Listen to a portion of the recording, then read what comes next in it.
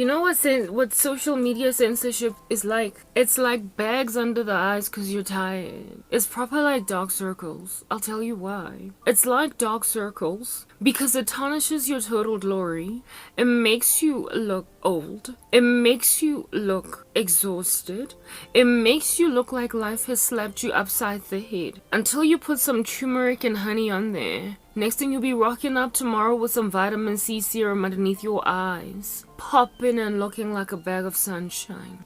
It's a temporary glitch that makes you uneasy, but nonetheless that you overcome. And the disquieting thing about this temporary glitch is during its temporary general thing that it's doing, it has power to make you feel like a dog and like yet another animal, whatever it might be, perhaps a zebra. But you always come back with a bigger bang, always come back with a bigger pow, always come back with a bigger irritation, always come back with a bigger resolve. Where under heaven have you ever seen a human race being silenced and then totally just like keeping quiet? Where? Please. Somebody tell me, what in the world under heaven is going on over here with YouTube and Facebook and Instagram, etc.? What's going on? Naivety. That's my hypothesis. I don't know about you guys. What's your hypothesis? Hit me with it. I want to know. Why, oh why, human race, you there hanging out in total repetitive boulevard, constantly redoing all the things you've been doing throughout history and expecting a different result? It's written in the canals of this world somewhere that the very definition of folly is to repeat the exact same thing expecting a different outcome. I just feel like riot much. I just feel like rebellion much. I just feel like coming back at you much is exactly what's gonna happen with censorship. Like proper. You're gonna be resisted. The disquieting thing about those who censor us all is that they're literally just a handful of randos out here in these streets. Yet they're busy coming up against an entire, I don't know, global citizenship. I just feel like billions are against this thing, whereas it's only like hundreds of thousands that are trying to push it. Like, you are the thing that needs vitamin C serum, YouTube. You are the thing that needs turmeric. Soon you'll be out the way. Bags, schmags, dogs. Bags, schmags, dark circles, schmuck circles.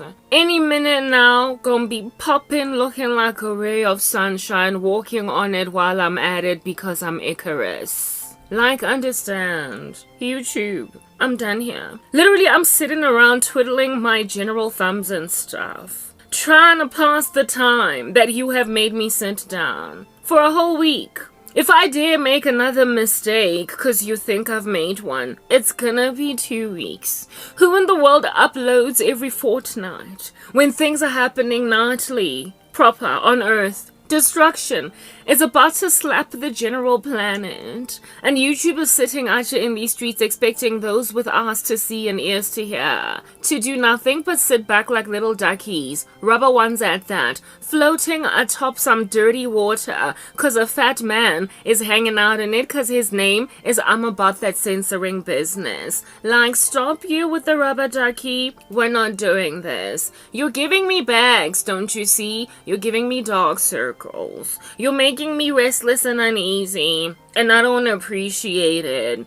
I'm about to go and grab that turmeric and vitamin C serum and show you just what time it is yesterday. Like, what are you doing, YouTube? Where under heaven have you ever seen a planet of silenced human beings? We couldn't even keep silent when it would totally be at our detriment to do so, because our bodies are just not made to be quiet. What are you doing? What are you doing exactly? No, please, I need to know. Come on. Human beings are in the business of rioting. It's just what we do. We complain. We rebel. we push back. And when there's like 2 or 3 of you hanging out in I Insist Boulevard, well, there's like a whole bunch of billions of us that are like, I'm sorry, your insistence is not gonna fly.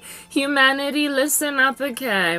Those of you that run baking channels, those of you that do nothing but make puff pastry every so often, those of you into like fingernail painting and stuff, I just feel like it's your earth too. It's about time you totally boycotted this rubbish. I mean, you there, who does nothing but apply makeup on your channel. I bet you have other interests in this world other than applying makeup. You can't be that vain. Seriously, maybe you call yourself a Christian. They're busy silencing the gospel.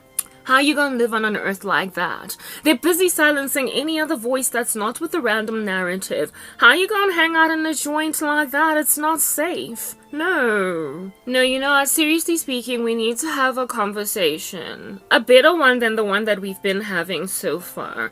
How naive are you exactly to anticipate you can sit back at the bleachers like a spectator and have this general buffoonery prance around in front of you without you ultimately suffering collateral damage? No, the earth ought to be a balanced environment, and yet it isn't. Even the normal distribution makes it clear that Schwab can't win. Mark Zuckerberg absolutely not going to get the glorified trophy at the end of the day. It's kind of clear that the global elites are not going to get very far here. Because the normal distribution says that they can't. You know why? Because people just kind of tend towards that which is kind of ordinary. We all just kind of hover around in the center of balance just generally. So when we're hanging out in Extreme Boulevard, there's just a lot of disquiet going on. These random global elites are, quite frankly, the outliers. They're hanging out in the far extreme left or right of the normal distribution. Nothing about what they're doing is regular. So, I mean, to coerce a whole bunch of majority human beings to do what they want, I just feel like, I don't know. What do you do with an ant? Like crawling on your sandwich. A splat. That's what's good. I'm not doing this. Why am I sitting around for an entire week exactly unable to upload on YouTube? I need to know. I need to find out why I'm even shadow banned on Facebook despite not having ever met Mr. Zuckerberg. No, we're not doing this, you guys.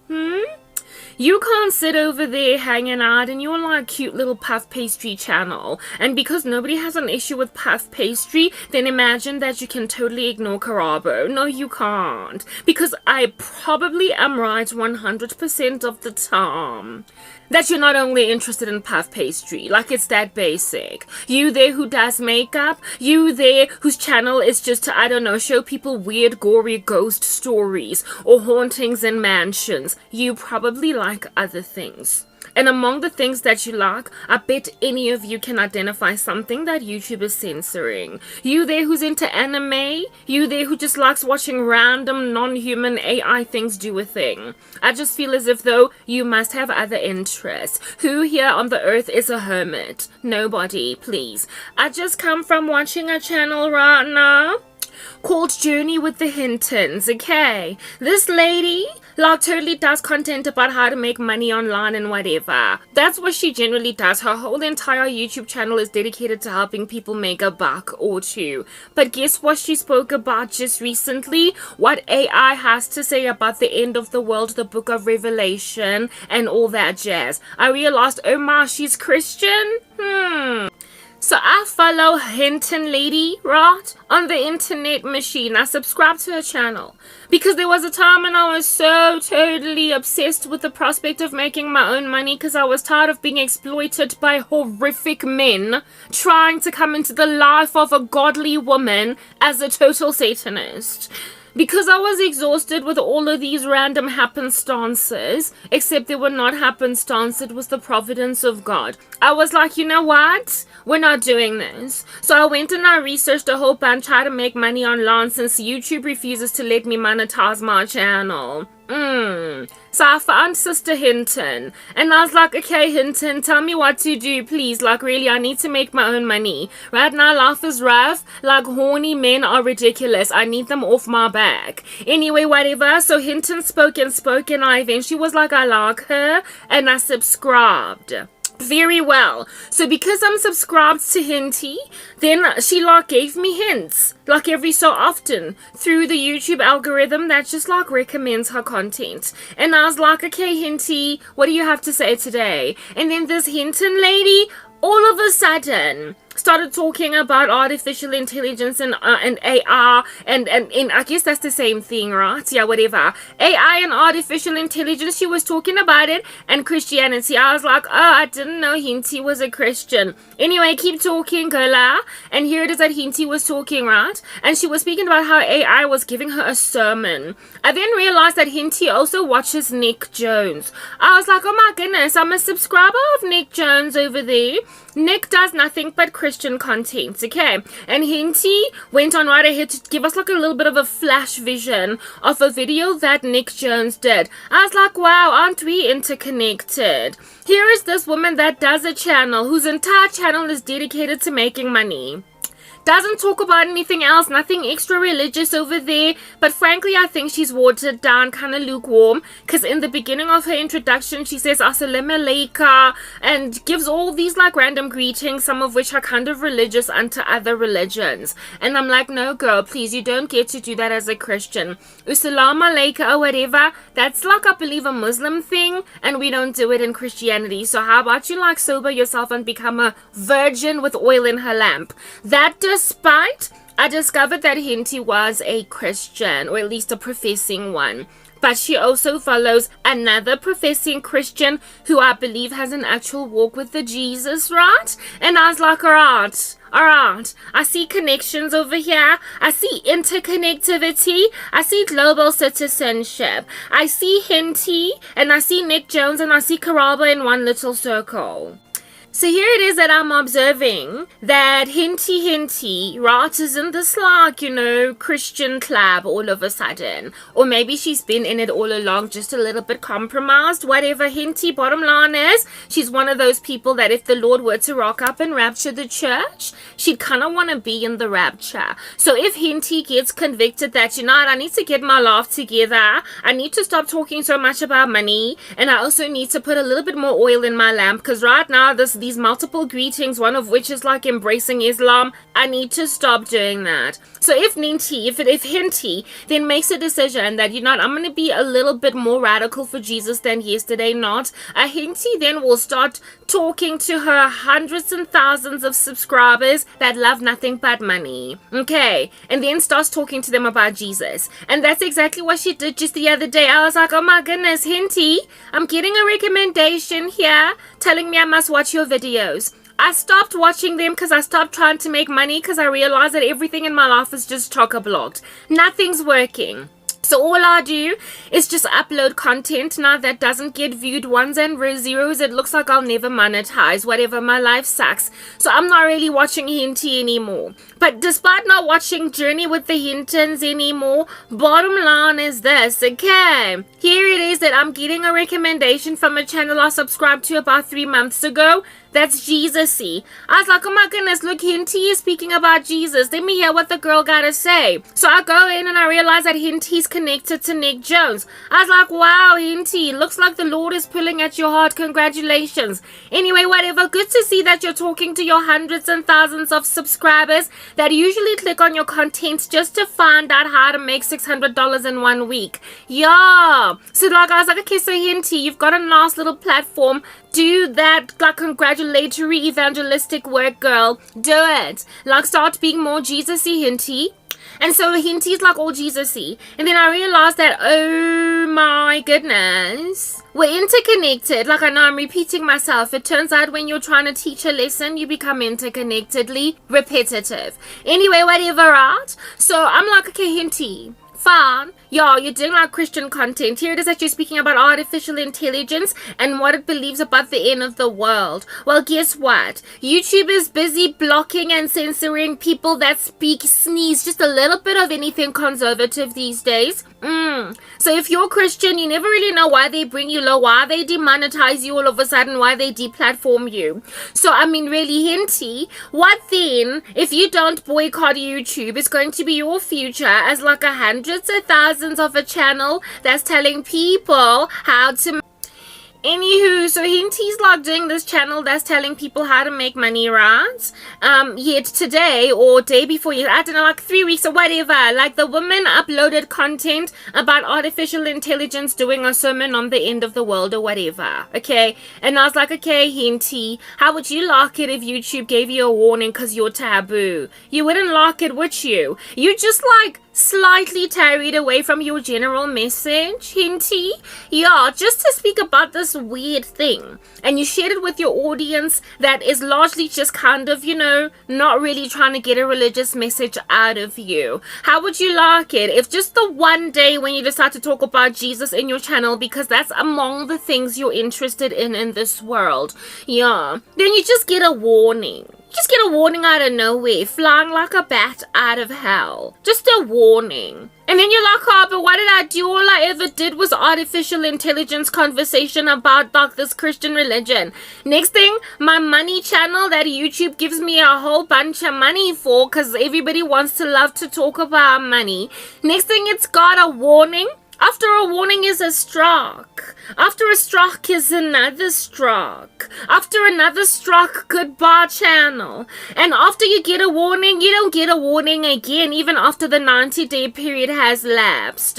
So basically, the world is telling Hinty that Hinty, do not ever hint about Jesus again, or you're just gonna have a channel disappear that frankly was not even dedicated to talking about Jesus. I'm making a point. I hope you're getting to the point of the point I'm making by just being really super speculative. Listen, Hinty or Journey with the Hintons, they don't talk about nothing else. They don't talk about anything else. If you're going to be pedantic about grammar, they don't talk about anything else but money, except this one time. Everybody who has got a niche on YouTube has other interests other than just their niche.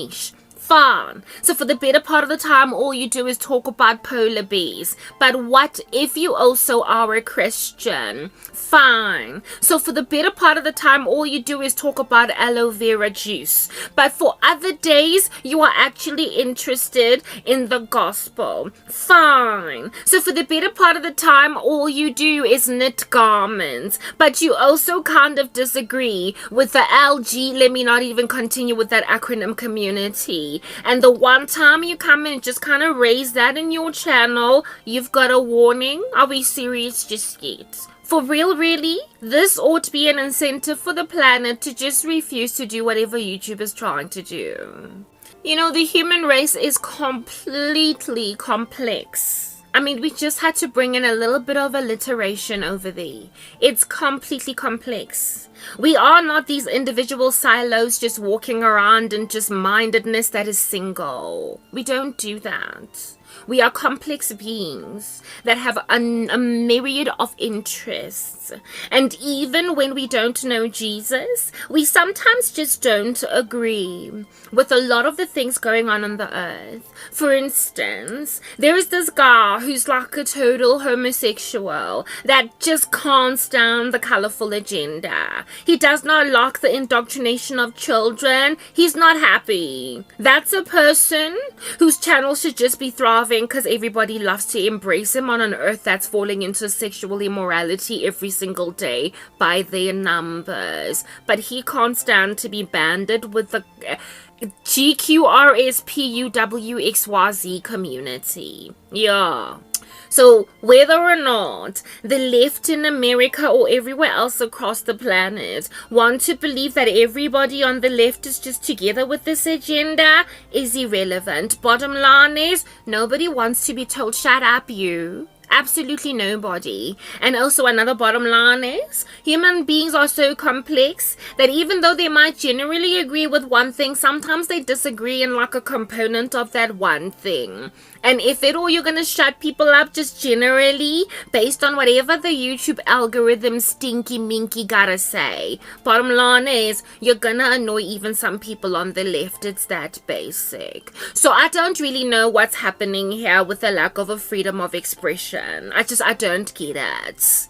I don't get it. The moment you silence one group, please, like, how about you just silence them all? Where have you ever seen a human race content to just shut up? We've got vocal cords, okay? We have ears, alright? We've got abilities to think for ourselves. That's what's good. You therefore don't get to just rock up here in these streets and take away our vocal cords, our ears, even what our eyes can see, and refuse that we should make our own decisions about information. I don't care that you own the whole platform that is talking to people. Bottom line is fine. We're going to create other means to talk. Boycotting is a thing, okay? Companies in the past have been very pompous to think they'll never be moved out the way. Next thing, they were liquidated. So please don't come tell me rubbish any minute now. If anything, social media is so volatile. People are always moving to the next thing. YouTube, like, I just feel like relax, okay?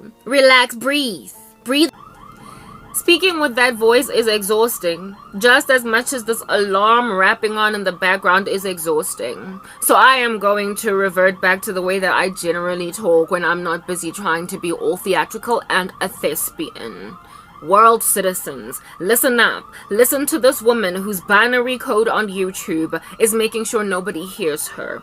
I cannot be the only person disquieted by the prospect of being incredibly, intensely, and violently, perpetually with no end in sight to this insanity, silenced. There is no way under heaven I'm the only one. I understand that sometimes people might feel disincentivized to actually stand for this cause because, like I said, all they do is make up on YouTube. But even if all you do is make up on YouTube, bottom line is you highly unlikely are only ever perusing content that does make up on YouTube. I don't know anybody that is that singularly minded. I literally do not know. Personally, I'm a Christian content creator. My main niche is the gospel. It is Jesus Christ. Do you understand what I'm saying? Despite that, I nonetheless every so often check this alarm in the back. It's really just getting the best of me, but I'll try to speak through it. Despite all of that, guys, I check out hair content. I check out cooking content. I check out skin content. I know so much about skin to a point where I in and of myself can be somewhat of a subject matter expertise on the matter, precisely because of how many videos a day I watch of skincare. I also check out lots of fitness content to see what I can do to incorporate into my ever-dwindling exercise regimen. That's what I do.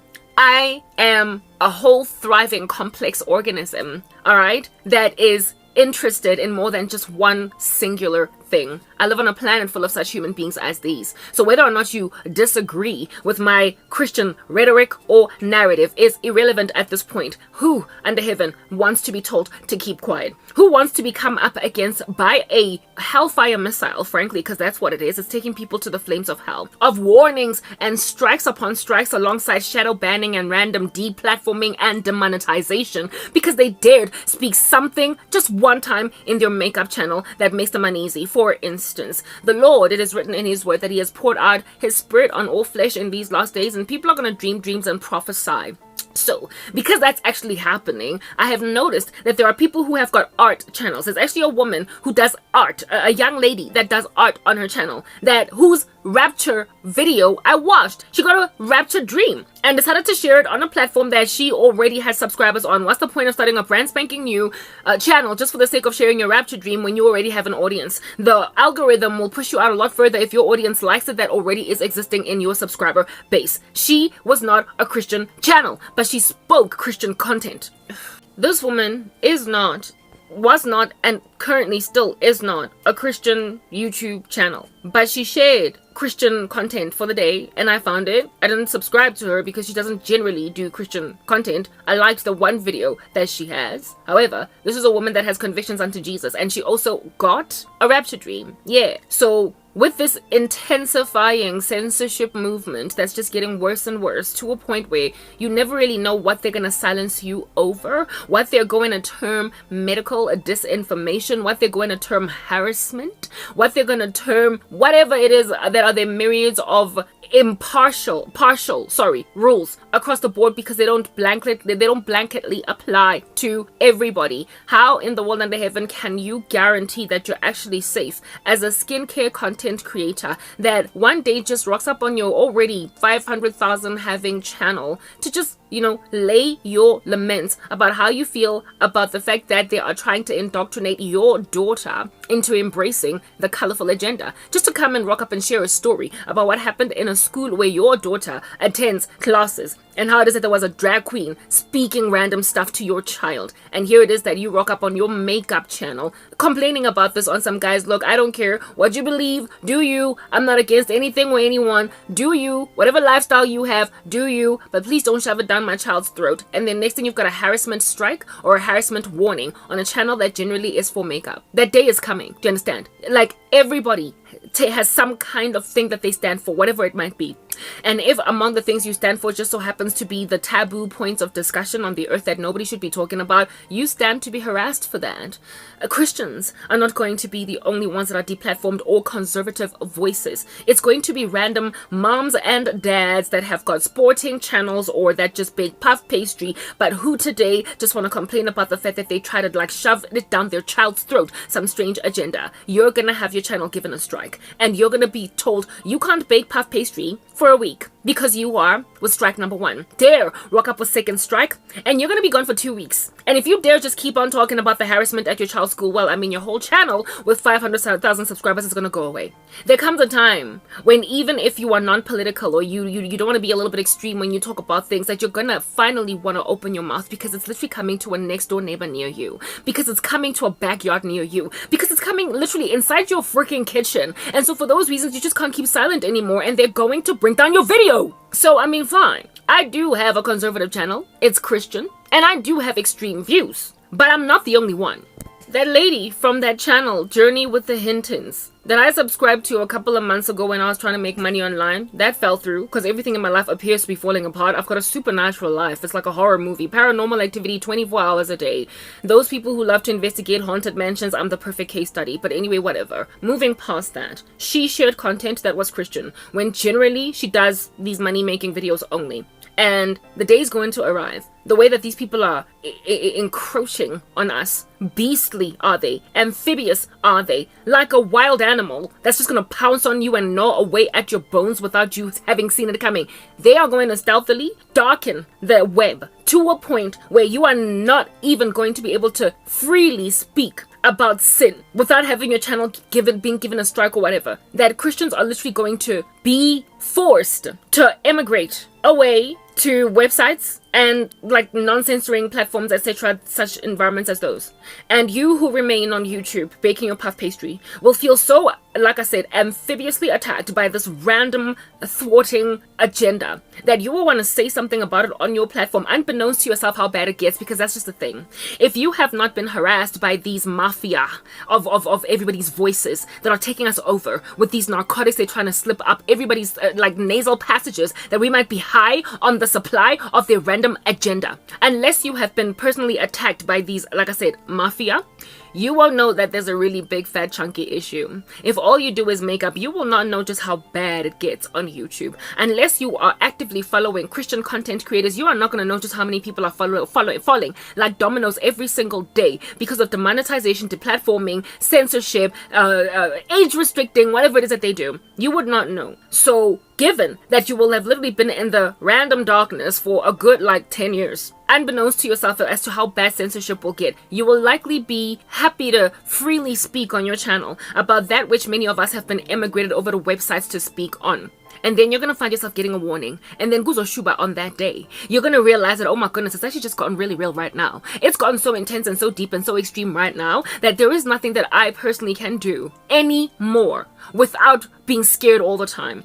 Allow me to explain to you what constant demonetization or constant flagging, constant age restricting, constant striking of your channel actually achieves in you psychologically, that you can understand as well just the level of trauma and paranoia that you end up wearing every single time before you upload a new video, before you type in a new post, before you do anything at all. What under heaven happens? This person needs to bomb their car. Goodness gracious, there isn't even a wind outside. I don't know why this person's car just keeps on going off, but that's just the thing. Every time I come here to talk, that happens with the alarm, and it distracts me severely. But I'm just gonna carry on talking through it anyway, because we gotta resist the devil before he flees from us. He doesn't just run away and, skedaddle. So yeah, anyway, whatever, moving on. Just to help you understand the psychological torment that dwells in the heart. What in the world am I seeing back there?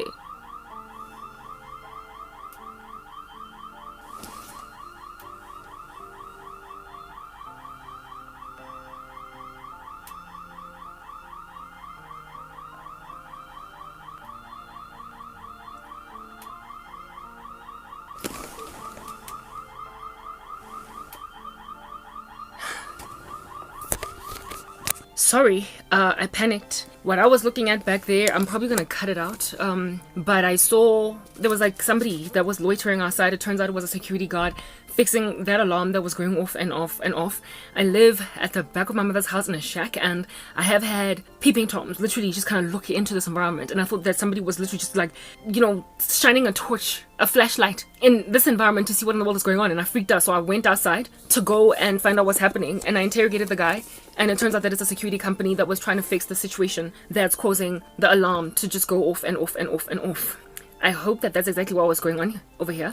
This is South Africa. There's a lot of crime going on, but I definitely have bravery. I don't scare from anything. I once had there was some random stranger, like there was a trespasser some time ago that was busy trying to steal out of people's cars in the wee hours of the morning, and I busted him. I actually ran after him because I just don't have fear. I can let it in me, because for me it's like, what are you doing? What are you doing? And he ran off and he ran away. So things like these, people just kind of they curl up like a fetus and they just watch them happen, because this world is dangerous, it's violent, somebody's gonna get shot. It's like, I'd give your life to Christ, and then on that day you're not gonna be scared to die, and then on that day you might actually be brave to fight wicked structures that are literally trespassing in your backyard. The thing that happened, the bravery of me standing up to go and see if somebody's actually trying to do some strange thing, is precisely because I have the blood of the Lamb that has covered my life to a point where now I'm no longer a coward, even unto death, such that I can chase after criminals who are literally in the wrong place. And you right now is that criminal.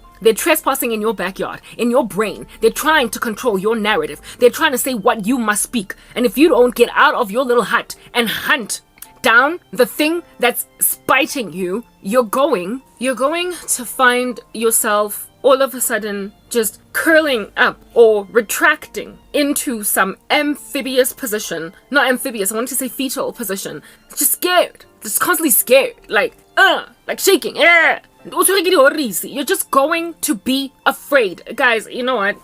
Wickedness will ever just continue to ramp up on earth. I will eventually get to the point of speaking about the psychological damage that is caused in your members by constant censorship, and I want to explain to you guys just what in the world it actually means for you spiritually, psychologically, well, I guess spiritually too, but in terms of behavioral conditioning, just literally a recreation of a societal personality from what it is that it used to be. How to subdue or numb or dumb down the drones. Like, you condition them unto fear until ultimately they just kind of do what you want them to do, salivating, panting at your little metronome or ringing bell because they think you're Pavlov's dogs. You need to refuse to be socially conditioned.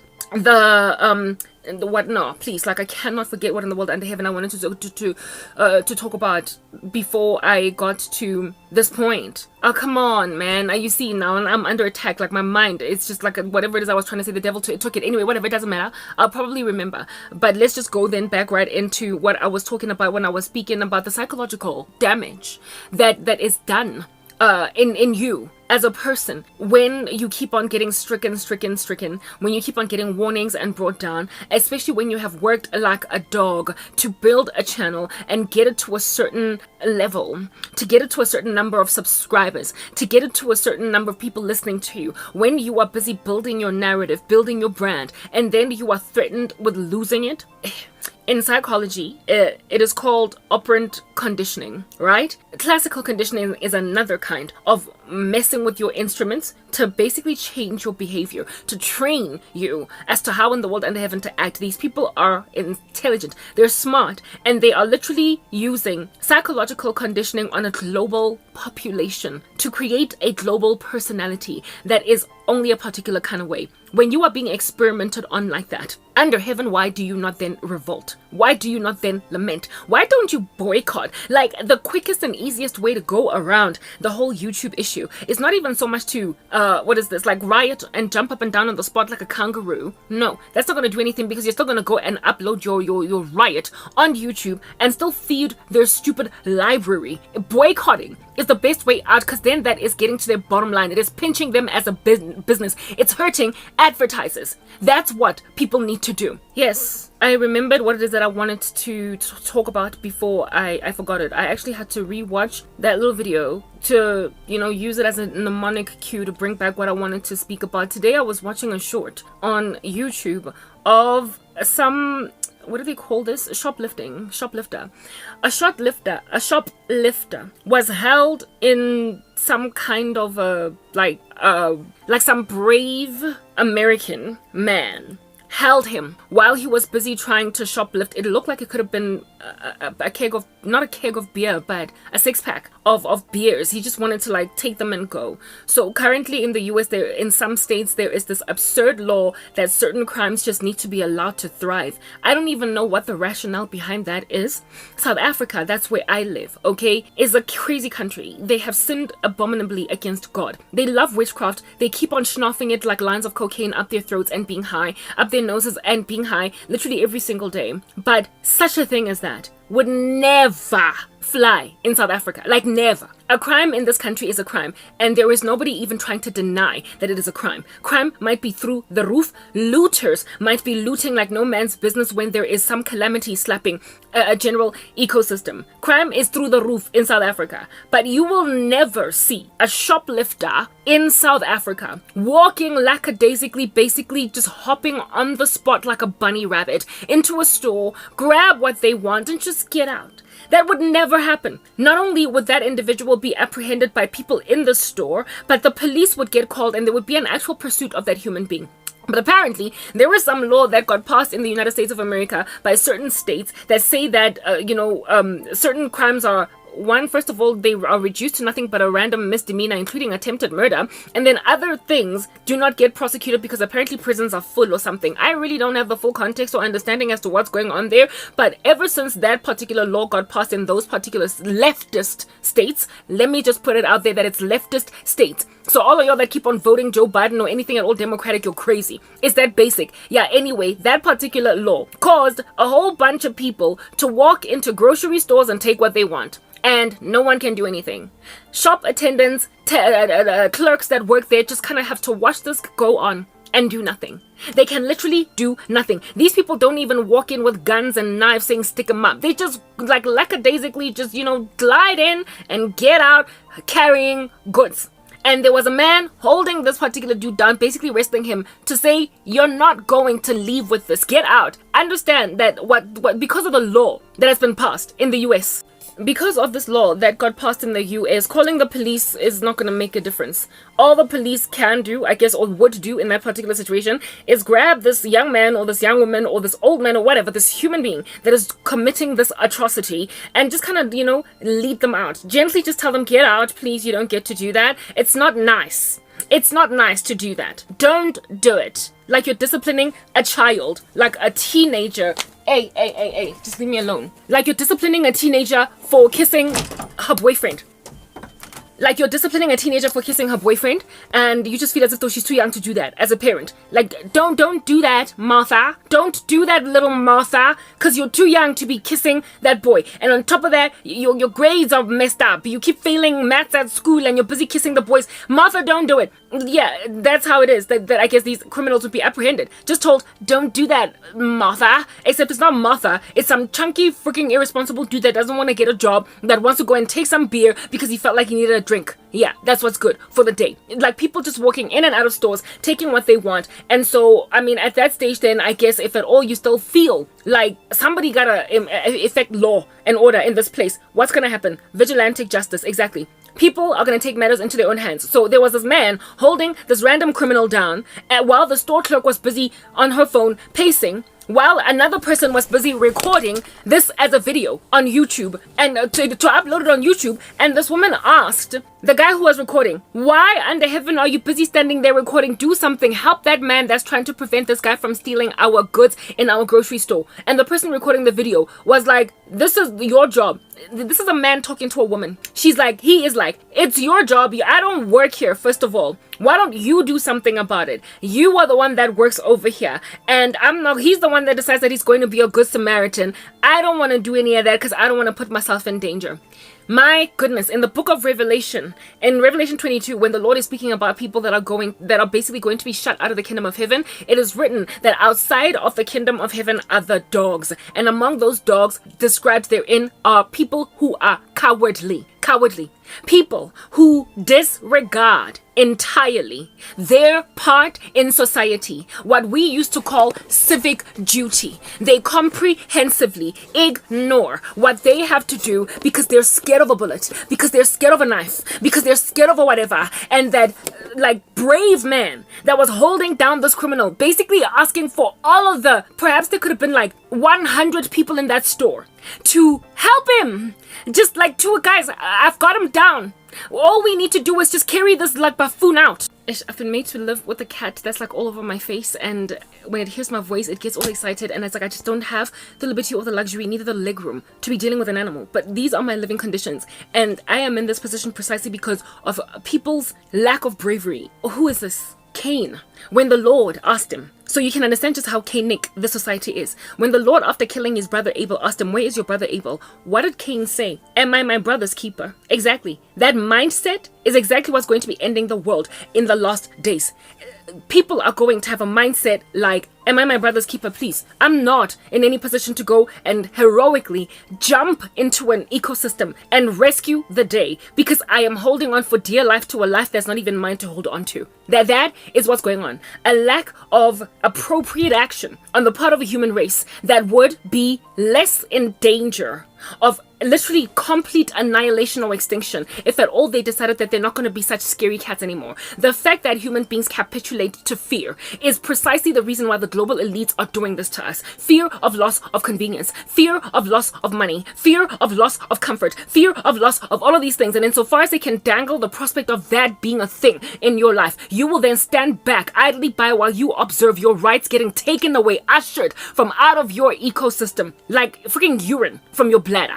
You're going to watch everything that you've ever stood for just be undermined because now you're making money.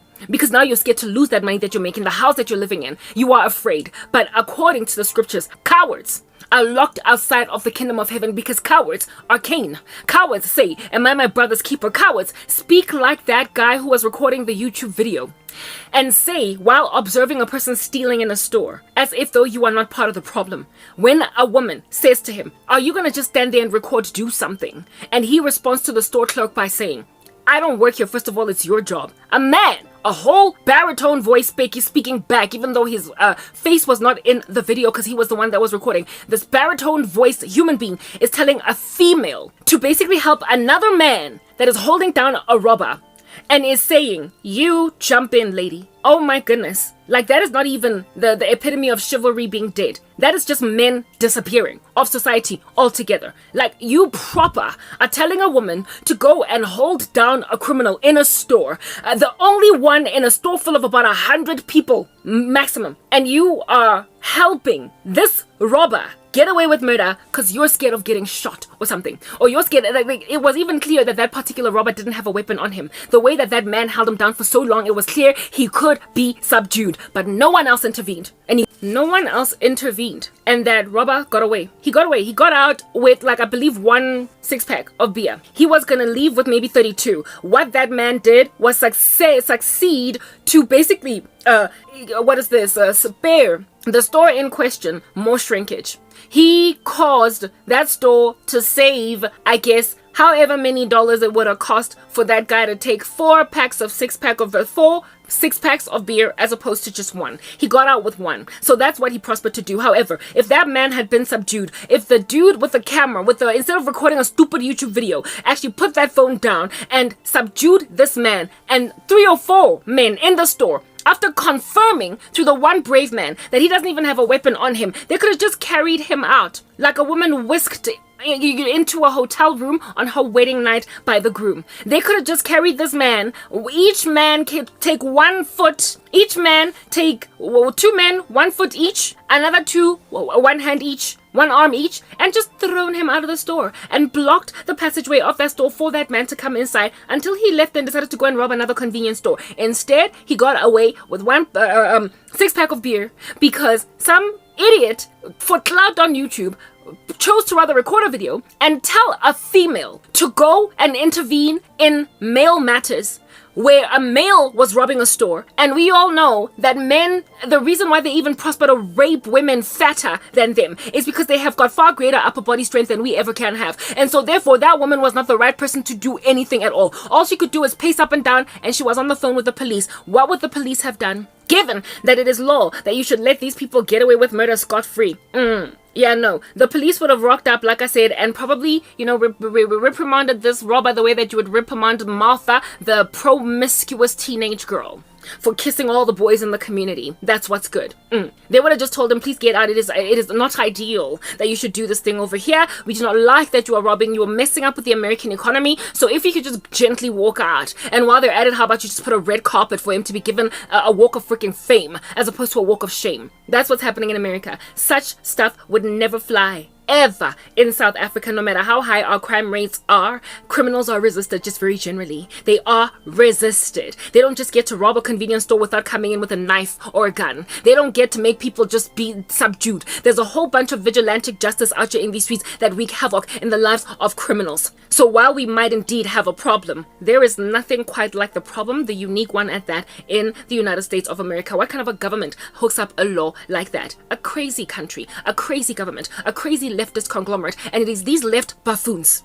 It is these left buffoons, just by the way putting it out there, that are currently also censoring the whole freaking planet. All of us, all the way down to South Africa, where I'm at. They are censoring us. These leftist buffoons that are running a Serekisi in America are smothering the voices of Africans, of Australians, of Canadians, the voices of South Americans, the voices of Asians, the voices of everybody else on the earth. These people who legalize crimes as lofty, even letting people get away with a slap on their wrist like it's a just basic misdemeanor. Those who do attempted murder.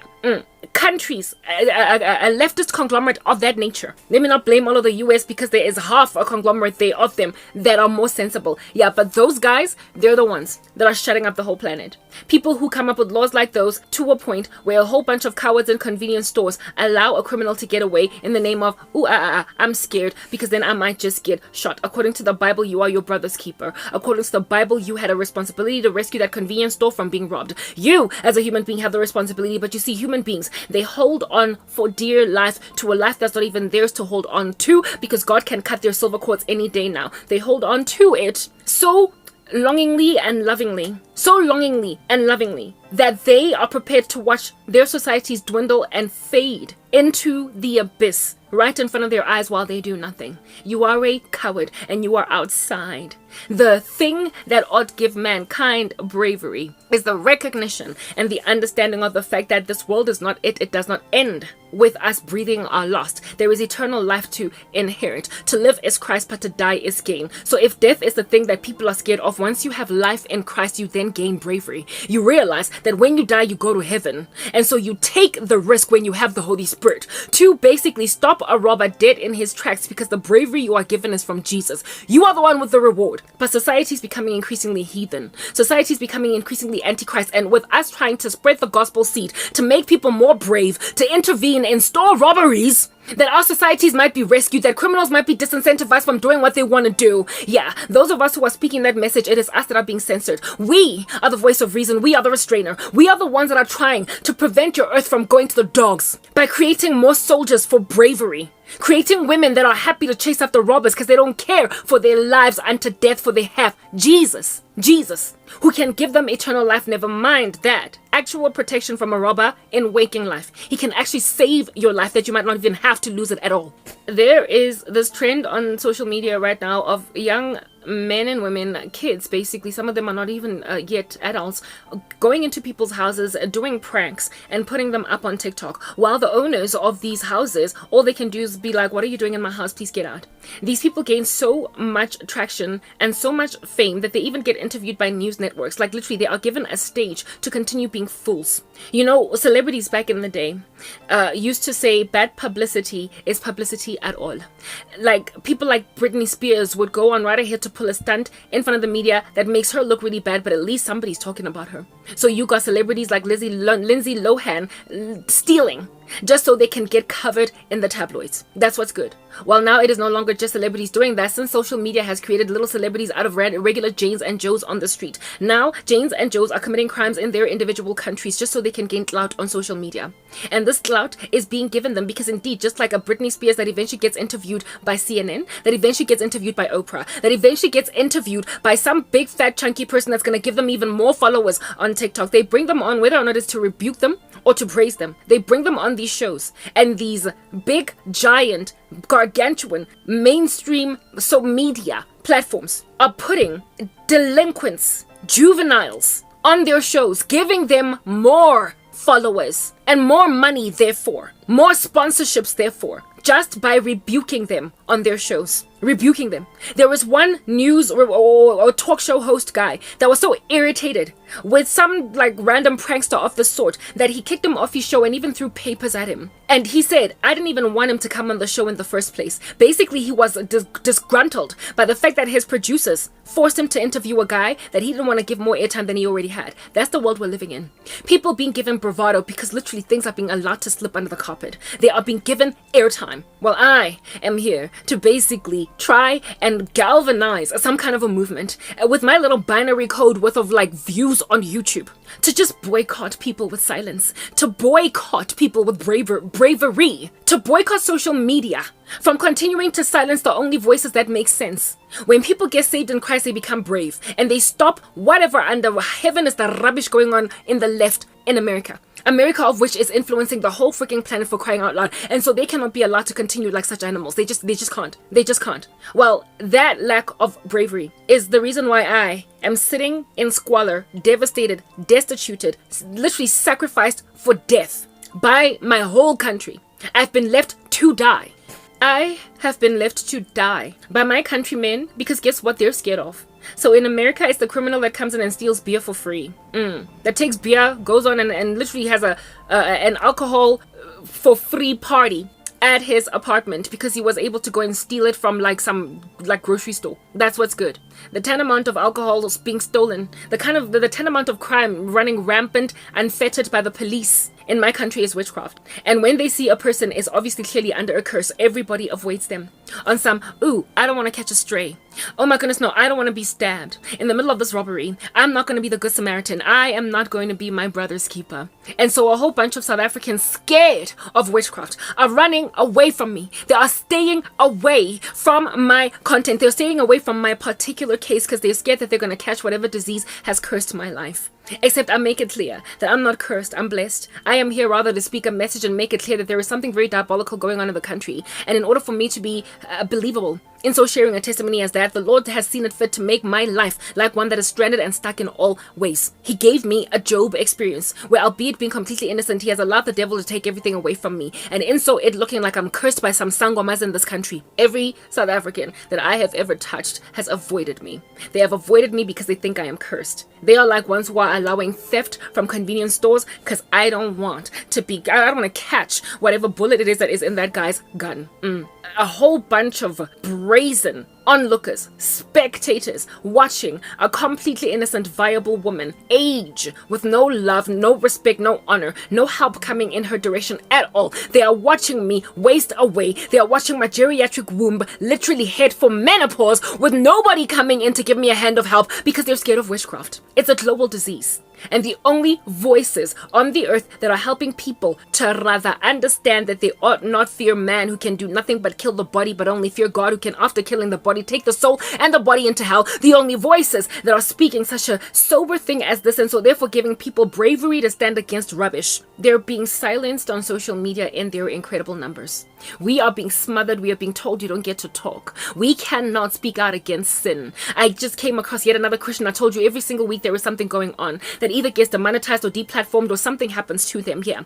Another channel called Gospel of Christ has not so much been all of it demonetized, but one of the videos he uploaded got demonetized. And I'm like, it's only a matter of time, dear brother, before your whole channel is demonetized, because it happened to yet another brother who first got age restricted, and then 2 weeks later he was completely demonetized. The whole channel was gone, all of it. First, what happened to Gospel of Christ channel, a very beautiful reformed channel. I absolutely love that man's work. The young man, he's doing really well for Jesus, and frankly I'm rooting for him. I watch his content every single week. Everything he uploads, I try to see what in the world he has to say. Yeah, one of his videos this week, I told you, I've been speaking this, that it went from being maybe once a month or every 3 months, where somebody that I am subscribed to will get demonetized or deplatformed. It has ramped up. It has increased exponentially, this issue, where now literally every single week somebody I find out about either has been stricken, or they have been demonetized, or they've been, if they've been deplatformed, I wouldn't know because their channel disappears altogether, right? And I'm not actively searching them out to find out what's going on. Something has happened every single week. There is a case of this nature. Last week it was Treasure Christ. This week it's Gospel of Christ. One of his videos was demonetized, and I can just see it. That what's going to inevitably happen is that his whole channel is going to end up demonetized. Because that's what they did with with Treasure Christ Ministry. What they did there was first age restrict his content. He kept on uploading, and then they would age restrict and age restrict. After he just continued on with what he was doing, they then stopped age restricting him, and they just demonetized his entire channel. So Gospel of Christ is going to get demonetized, all of it. If he continues to speak the things that he speaks, he will get demonetized. What in the world did he get demonetized for? What was that video? In his video, he was basically complaining about those who mock the religion of Christianity. A video where a whole bunch of Satanists tearing up Bibles was demonetized for being full of harassment. He was speaking out using the word of God against harassment of him as a Christian, and the blasphemy of tearing up a Bible by some satanic cult, and his video was demonetized for that. Soon he is going to get demonetized his entire channel, not just that one video. So when you complain about blasphemy against the name of Jesus, you get demonetized. It stopped even being about the colorful alphabet agenda. It stopped being about medical disinformation. It stopped being about all these other things that they initially demonetized or deplatformed for. Now they're coming at you for simply complaining that somebody blasphemed the name of Christ. So one of these days is going to be the message of the cross, period. That's going to get a person deplatformed. If it's not nice and sweet and fluffy, it's going to get deplatformed. It's going to be deemed hateful. It's going to be deemed unacceptable in terms of YouTube's community guidelines, whatever the heck they are, because no matter how many times you read them, nothing ever justifies the level of insanity that they're doing to people right now. So herein lies your channels disappearing one by one by one by one by one by one by one. Voices of people that make sense, they keep on disappearing. Demonetization. That's what classical conditioning. That, dear people, is what classical conditioning looks like, and operant conditioning. Operant conditioning is negative and positive reinforcement, reward and punishment. Basically, you reward somebody for doing something, and so it reinforces their behavior. Or you punish them for doing something or not doing something, and so therefore it reinforces behavior. In the case of a child, you give them a little sweetie when they do their homework, and so it reinforces them doing their homework every single day. However, when they keep on muddying your bed sheets and you take away from them their cell phones, then that child will stop muddying your bed sheets every time they come into the house after playing outside. That's negative reinforcement. While they are employing that strategy on a global population using censorship, they're saying if you speak about such things as these, we will reward you by keeping your channel up. If you speak about things like this, we will punish you by demonetizing or by removing your video and giving you a strike. So keep on doing what you want to do. But understand that if you do not allow your behavior to be changed, transformed, to be conformed to this particular way of being, if your whole personality essentially does not change to that which we prefer you have, you are going to one day not be able to make money online at all. You're not going to be able to monetize. Whatever hundreds of thousands that you make on your channel that has got 1 million subscribers, understand it's going to go bye-bye. So now they are driving the narrative by negatively or positively reinforcing us. That's operant conditioning. Classical conditioning is also a system of rewards, and not so much rewards and punishment. It is pairing some kind of a stimulus or a set of conditions with a trigger, like a paired stimulus. So with Pavlov's dogs, what happened is the dogs would get fed meat every time after a metronome goes off or a bell rings. So these dogs associated the ringing of a bell with getting meat, and so they would salivate. So the behavior at this point that they were trying to condition was salivation. One day, when they were ringing the bell or clicking or ticking the metronome, they took away the meat. And because the dogs paired the meat being given them with the ringing of a bell, they salivated even though there was no meat anymore. Here it is that behavior has been trained a dog to salivate at the ringing of a bell even when there is no reward. So what would be the tantamount of the ringing bell? When your channel just keeps on getting brought down every time you speak about the colorful agenda, that's the ringing bell paired with a stimulus, such that you will eventually get to a point where even when they no longer bring down content, or when they no longer lament or speak, when they are no longer doing anything negative to your particular channel based on something that you spoke about, you nonetheless still avoid talking about that topic in particular, just because you are afraid, you are scared that you might just get demonetized, and it's working like a charm. Only look at how many people have stopped talking about the global disease. Only look at how many, in a taboo capacity, only look at how many people have gone on to colorfully, only look at how many people have gone on right ahead to colorfully cloak the language on their tongue with all different kinds of code talk, with all different kinds of acronyms, spelling things out. I spelled things out in one of my videos and I still got my channel brought down. Not channel, sorry, but like one of my videos brought down and I was given a strike. I was spelling things out, and YouTube still. I was essentially a successful case for classical conditioning or operant, basically trying to reinforce me to never either speak about that ever again. Because herein lies the deal, guys.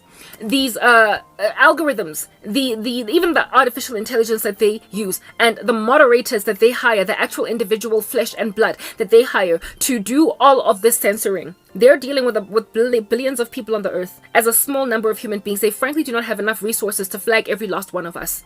So if they can threaten as many of us as possible and get us to also spread the message on their behalf, they disincentivize or they cause a training. It's like they are hiring us to go and educate the world on what to talk about and what not to talk about in order to make sure that your channel on YouTube is not brought down. So there are people who are starting brand spanking new channels on YouTube, literally speaking code talk about the global disease, or a whole bunch of people that choose not to talk about the global disease. They censor, they speak, they censor themselves. They mute and they bleep themselves because they've been trained by other Christians who have been spanked for doing this bad thing. So our behavior has then now been reinforced, and it has changed the way that we are communicating now going forward.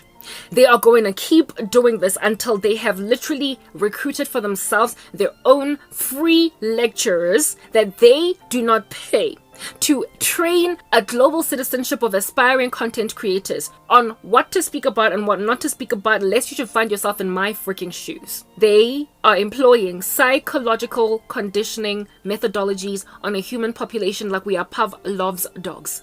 And you are content with that? You want to continue to smother your beautiful vocabulary with code words for real? You want to disincentivize yourself from actually maintaining good language practice by speaking in random, funny, weird parables perpetually, like causing steam to come out of your brain, just because you don't want to trigger some artificial intelligence, just because you don't want to trigger some like deadbeat random drone hired by YouTube as a moderator. Is that really the future of the human race? Everything we've ever come to know and respect just thrown out the window just like that because you want to make money. You are your brother's keeper. You have a responsibility to boycott social media. You cannot merely just take in your stride being Pavlov's dogs. You just can't. You just can't. You cannot smother what you want to say because you're scared that you're going to be brought low, which then brings me to the psychological manipulation. The fear, guys. The psychological manipulation of content creators. I just want to help you understand what it does in a person psychologically, all right, to evidence therefore that we are being classically conditioned or operantly conditioned, depending really on how you want to look at things. The psychological condition of a person that has been deplatformed. I don't know where they're at. They've left. I will only ever find out when they start a new channel and I find it, because their particular videos, entire channel is gone.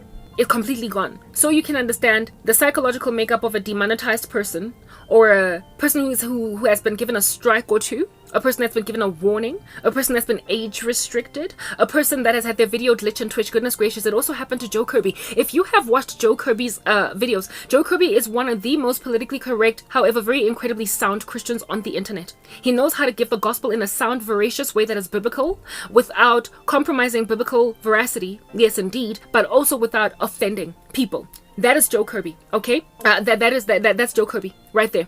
And Joe Kirby has recently had one of his videos that he recently uploaded, as politically correct as he is, so AI, neither a moderator can bring him down. They'd have no excuse. He has had to upload recently one of his videos 3 times because it just disappeared on YouTube. It just disappeared. He uploaded it and it disappeared, and he did it again and again, and he just kept uploading it. Some of the comments of his subscribers, including, well, I didn't comment, but I read the comments section, were, "Don't worry, Jojo, I'm watching it for the second time." He re-uploaded the same video 3 times before it stayed on YouTube permanently. That's how they are harassing Joe Kirby, who is so politically correct in the way that he gives his messages, that they cannot, with any level of justification, actually bring down any of these videos. If they can come for Joe Kirby, who in the world are you who are happy to be a little bit taboo? Who are you who are happy to, basically step on some toes? Who are you when you don't have the gentleness of Joe Kirby on your tongue, when you don't have that gift? Because that man has a gift. I cannot take that. He's got a gift of knowing how to give the gospel somehow without triggering people. He's good because he's also veracious, like I said. If you don't have the gift of Joe Kirby, who are you? Because you're strikeable, you're damnable, you're bring downable, you're deplatformable. You are not going to be danced around, pranced around,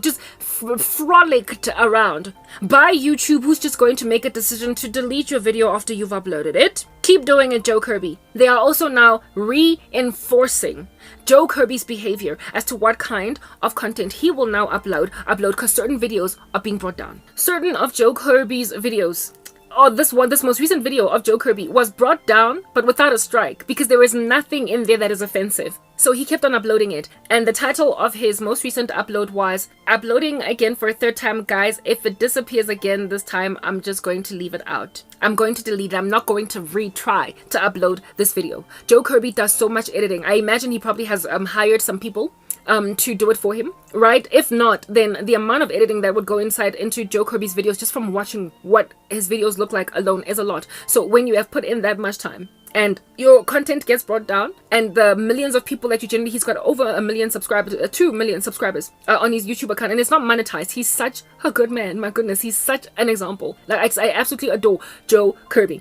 But when you have worked that hard on something and then they keep on bringing it down, ultimately your brain is going to register that a certain kind of video triggers the powers that be to delete my video, so that I keep uploading it over and over and over again. So in the future, he may very potentially tread lightly around his words or his content to make sure that he does not trigger YouTube. We are Christians. We are not supposed to water down our message because the world is giving us pressure. But understand, we are caving and capitulating anyway. Why? Because we are made of dust. The Bible, it is written therein that the Lord has compassion on us, for he remembers that we are dust. So because we are dust, we are unfortunately successfully being conditioned. We are unfortunately successfully being made to tread lightly. Just the fact that we even speak in code on our videos, even when we are not speaking anything taboo, that is rubbish just on its own. The fact that you gotta go and reinvent a way of communicating when you were trained to speak in a particular way all your life, and now because you are a content creator, you have to come up with a brand spanking new language to speak to like a foreign people. Ingati, we are the Navi, speaking Navi language, or like those little monsters in the cartoon show, back in the day, Jumanji, that when you speak you need to be like, so that the others on the outside don't understand you. The other day I did a whole entire maybe hour long or half an hour long series just speaking in Tswana and Zulu, all different kinds of South African languages to dodge YouTube censorship. But I can't do that because I am trying to reach a broader audience. So I have to stick to English. Otherwise, my channel is going to dwindle even further than what it already has dwindled, thanks to YouTube censorship. So I capitulated and I spoke an entire session of communication in Zulu, Tswana, whatever might be the myriad Afrikaans, South African languages that perhaps AI has not quite yet learned to flag. It has not yet trained the system to flag these particular languages because they're not globally recognized. Yes, guys, what? This is torturous and abusive. Frankly, it's unsavory, and they're doing it to an entire global citizenship. They get us used to the glory of freedom of speech and also they get us used to being able to basically be self-made in a way where we don't have to go through talent agencies, we don't have to go through auditions, we just need to plonk ourselves in front of a television screen, in front of a camera, upload our content and get viewed by people, and so therefore realize that, oh my goodness, I've got something to offer. They get us used to all that. They get us used to all that for decades, frankly. For over just under 2 decades, they get us used to it. And then one day they're like, no, sorry, you gotta talk like this. What kind of rubbish is that? It's like being married to a man that is initially in the marriage very, very doting over you, adoring, flower buying and trip taking and everything. Hey, Christian Louis Vuitton shoes, surprising you on a random Tuesday. And then next thing he starts to become cold, aloof, removed. And then when you ask him, what in the world is wrong, husband? He then goes and slaps you on the face, shocking the living daylights out of you because you never imagined a man like that could ever become physically aggressive with you. That's what YouTube has become. A freaking Turner, a deadbeat husband that started out doting over his wife. How in the world are you going to treat your own content creators like that? People who literally run or drive your revenue. They are trusting in content creators that are kind of neutral to keep them afloat. They are trusting that. They are thoroughly trusting that, which is why I am coming at the bakers. I'm coming at the reviewers of fashion. I am coming at the hair content creators right now. I am coming at the mukbang doers. I'm coming at the people who do content that YouTube can never ever find offensive. And I am challenging them to ask them, really? Really? Are you seriously only just a person that eats way too much food in all of your gluttony because all you do are mukbangs? Or do you actually have interest in other things? Do you actually have interest in other topics? Do you watch sports? You there who do mukbangs. Well, guess what's happening in the world of sports? They are trying to infiltrate men into competitions for women only. And men are winning these competitions because they are moving over from one gender to the next using hormones. And so now your favorite tennis player, your favorite female athlete is going to be scooted off the show by some male athlete that is at best substandard in their own league. So yeah, you might do mukbangs, but this political nonsense is being shoved down the throat of even you who love sport. And even your sporting experience is going to be messed up and towed up from the flow up. And when you complain in your channel where you do mukbangs, because you want to once for in your life, take a stand for female athletes, you're then gonna get yourself lambasted by the woke mob, that freaking mafia that is trying to take the whole world over. Fine, do your mukbangs, but forget about sports then. Forget it. There is currently a world-renowned tennis player that is basically in a league of his own. He stood to win Wimbledon. He stood to win the champion slam thing, whatever, for tennis. Okay, so I don't follow tennis very much. But he was being interviewed by this one news reporter over his refusal to take again, I have to use acronyms here, the funny little thing that goes in your body. He refused to take it and basically stood his ground. Do you understand what I'm saying? And he got interviewed by this news reporter guy that was like, are you seriously prepared to lose your number one standing in the world as a tennis champion just because you don't want to take this random intervention in your body medically that you frankly did not quite sign up for? And he was like, yeah, I'm prepared to do that. And this news reporter was beside himself with horror and shock. Could not believe that this man was prepared to basically lose it all just to stand for what he believes in. That's the woke mob for you. That's the woke mob for you. They will basically put in front of you a tennis player, a world champion, a man that is really good at what he does, and say, look at how he's losing everything because he won't stand with us. Except we have mad respect for him. We admire him like no man's business. And such voices are being silenced. So you there who love tennis and who want to see the best of the best indeed competing, but now you can't because one of them won't take the freaking irresponsible injection, because one of them refuses to take some medical intervention they didn't sign up for. Now you don't know how the Wimbledon champion championship could have actually gone. You don't know if this guy could have won. Frankly, it's been manipulated. Here we are only seeing athletes that are woke, able to play. But everybody else that's really good at what they do, forget about it, because they refuse to get injected. They refuse to get injected. Yeah, okay. So when stuff like that is happening with you there, who just, nicely likes to do videos where you comment on buildings, construction, new infrastructure in your neighborhood. That's what you do. You do travel content. People are constantly seeing you, painting the globe red, the way you're always traveling from pillar to post. Yeah, but you really love tennis. And this guy was perhaps even your favorite tennis player, and now he can't play. So are you not going to stand? Are you not going to stand? We understand you might not be afflicted as a tourism content creator. We understand you might not be afflicted as a baker, a cooker, a chef. We understand you might not be afflicted very necessarily and immediately as a person that knits garments. I don't know what under heaven might be the numerous niches out there on YouTube. We understand you might just be doing videos to teach people how to make money using artificial intelligence. The bottom line is you have other interests, and those interests, if you decide to take a stand for them, you might find yourself on your tourism channel being given a warning simply because you stand for a tennis player that won't take the job. Social media, just like Bud Light, needs to be boycotted. Is that basic? Facebook, YouTube, Instagram, all of them. People need to just very simply decide to just stop uploading content on there and also stop watching it. It's like fasting.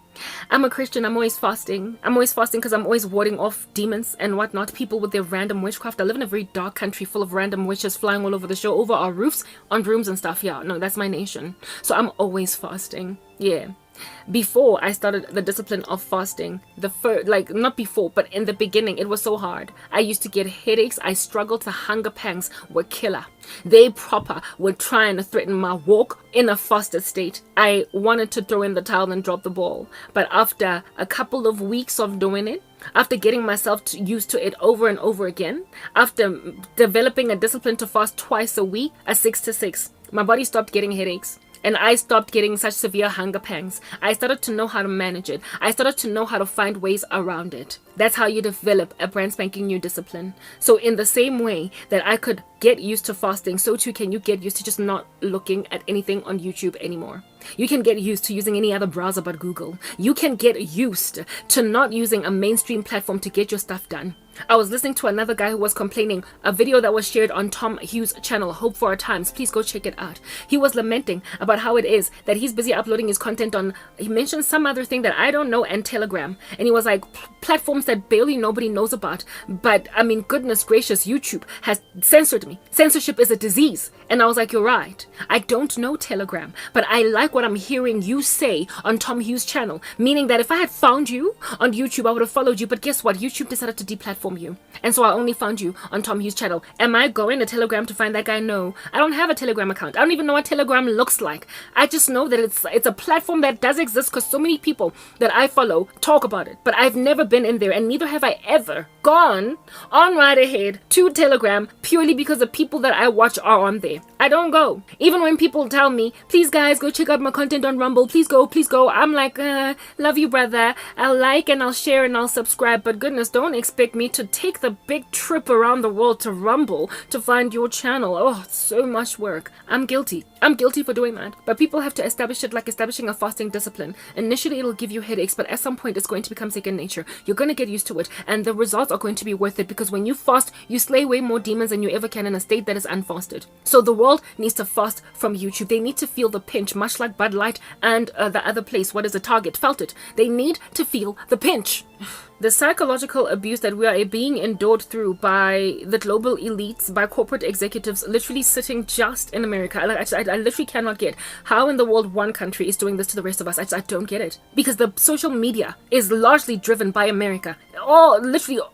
Almost all social media platforms belong to America. It is the only one that's kind of big that does not belong to America is China. Not China, what is this? TikTok, which is Chinese. So how one nation has allowed that it should be used in this way to so hurt the citizens of the world, I don't get it. Like I said, America is like the doting husband that becomes abusive after 5 years of marriage. You don't see it coming.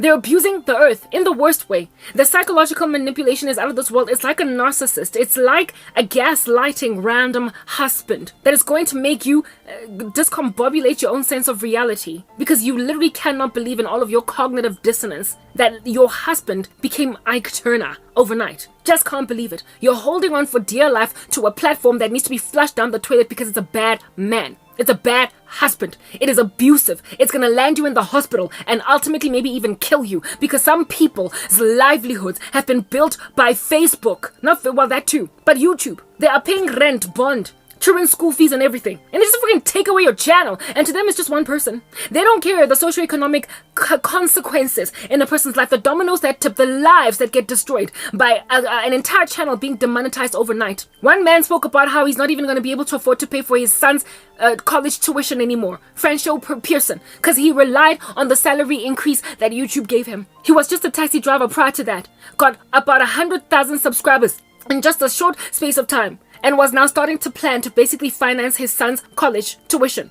And now his son is likely facing the predicament and the issue that many university students in America face, garnering for themselves lifetime debt that they're going to have to pay off over very many years, when his dad was about to go and pay cash upfront whatever university his son got accepted into, with his son not having to face that for a future. And YouTube just pulled that rug from under that man's feet, just like that. Just pulled it. Now the man will have to go and take out loans if his supporters do not help him along. It is irresponsible, frankly. Who in the world wants to keep on asking people to help them out with, what do you call this thing? Cash App and, what is this? PayPal and whatnot. You guys, some people just want to make money without bothering other human beings. And what YouTube is doing is forcing Christians to basically tell the whole world, guys, please give me money. Please, for what? We're not beggars. The Bible makes a way seeking. Way seeking. Yes, like it. David says in the scriptures, I was young and now I'm old, yet never had I seen the righteous forsaken or their children begging for bread. Do you know how much it grieves me when a content creator that is Christian on YouTube that has never ever had a Cash App or what do you call this, or a PayPal or even banking details in their description, when they suddenly start to put them there because YouTube demonetized them?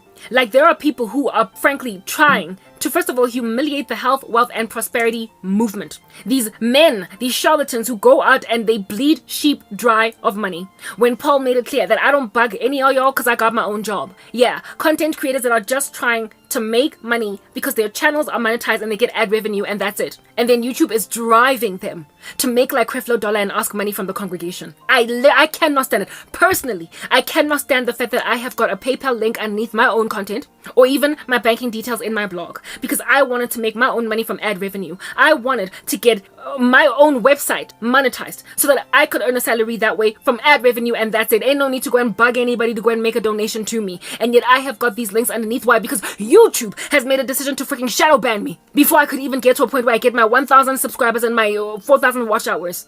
I have seen so many brothers and sisters start putting up Cash Apps and PayPals and banking details and all different kinds of funny little things on their channels because they got demonetized. It is taking away from us the dignity of the gospel to just preach it easily with no other issues. That's what's going on over here. An abomination to Emmanuel. His household is supposed to be a house of prayer, but YouTube has made it a den full of thieves. It's made it a place where money changers do their thing. Christians, bantabali busy now trying to do side hustles with like selling merch and all these things, because YouTube refuses to let their channels just thrive. What in the world are you gonna do when you are in my particular shoes, for instance, and you can't even get a job in corporate South Africa anymore? You've been kicked out. You need to make money online. And I am frozen from doing such a thing as that because my voice has been smothered, my voice has been silenced. How long are you going to continue that way? So can you then imagine the psychological ramifications that slap a content creator that keeps on getting shocked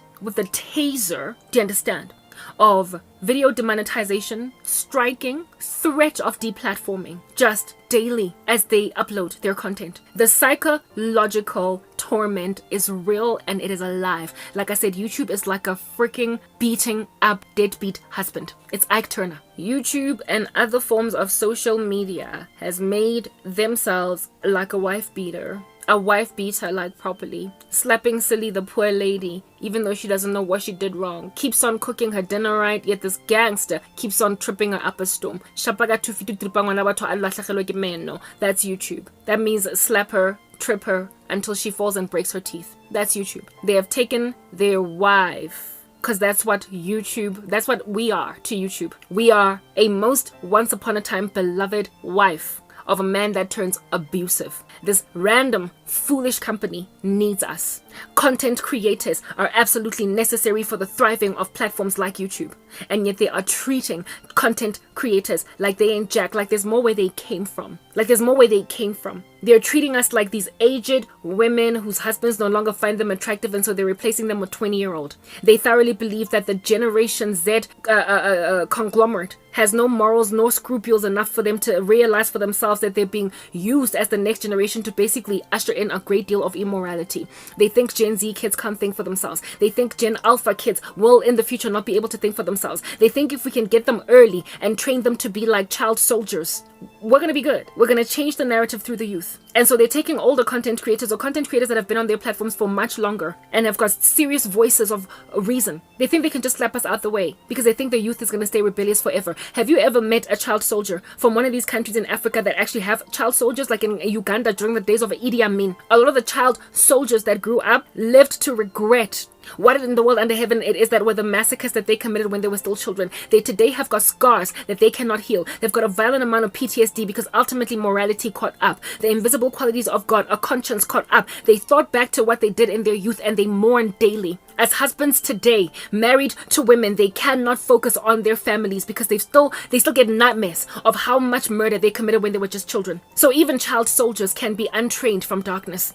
Look at how many Nazis have repented ever since what happened in Germany back in the day. To this day, they cannot deal with how many Jews they massacred. People recover from darkness. That's what I'm trying to get at. So whether or not the youth is gotten too early is irrelevant. They grow up and they get nightmares of what they did when they were kids, and then they do differently. So you who trained them wickedness, do you not imagine your future is bleak when then they realize that you made them monsters? Do you not see that? How can you have no foresight or human race that keeps on repeating the same mistakes over and over and over and over again? You know, I do not know any kid that grows up and does not have some kind of a transformation of personality later on. As a child, I don't know how many times one of my cousins who was older than me used to warn me to stop dating this one particular guy because he belonged to a really bad crew of friends. And I just thought my cousin was so archaic, so boring, so numb-minded. So frankly, like, how about we just throw you away, girl? Whatever.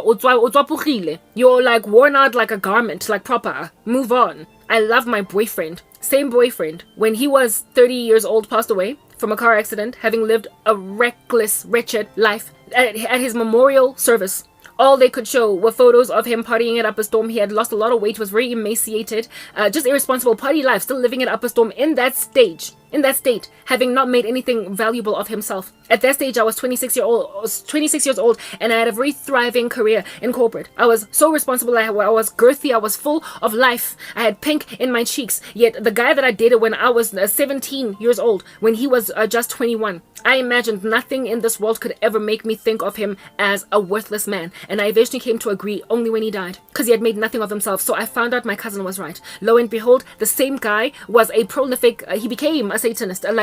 Because of how much he destroyed his life, he ended up putting a whole bunch of witchcraft on me.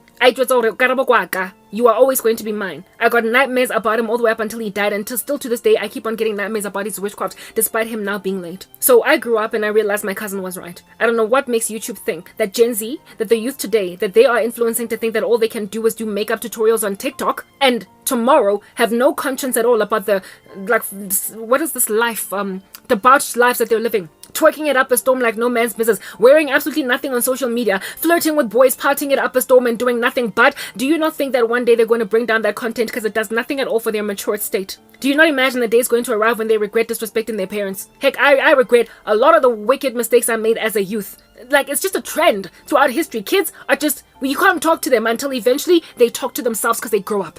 So to think that you can get to the world through the youth, you are naive. To think you can make an entire planet immoral because the youth are currently just not thinking straight. The youth has never thought straight until further notice. Literally, it's just a trend of history. So I do not know why YouTube thinks, or social media platforms think, that they can tarnish the world with an irresponsible Generation Z worth of children that don't see that the world is being destroyed by the decisions they're they're making. You cannot give so much power to a people that eventually changed their minds.